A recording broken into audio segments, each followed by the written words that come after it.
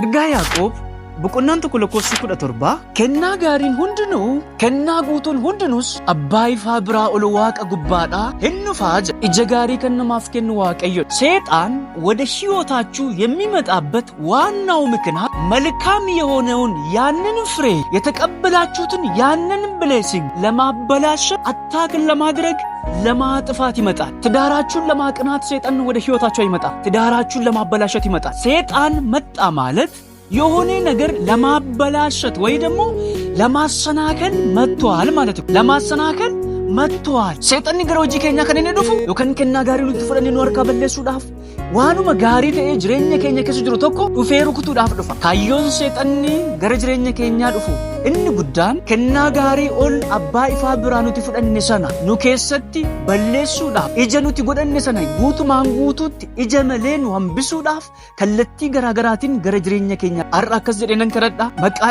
Yesuus nama Naazreetiin barriin diinonni isinitti banan maqaa Yesuusin haa cufaman barroonni seexana biraa gaa'ila keessanitti hojii keessanitti mana keessanitti tajaajila keessanitti baname kamiyyuu maqaa Yesuus nama Naazreetiin akka inni cufamu ajajeera maqaa Yesuusiin.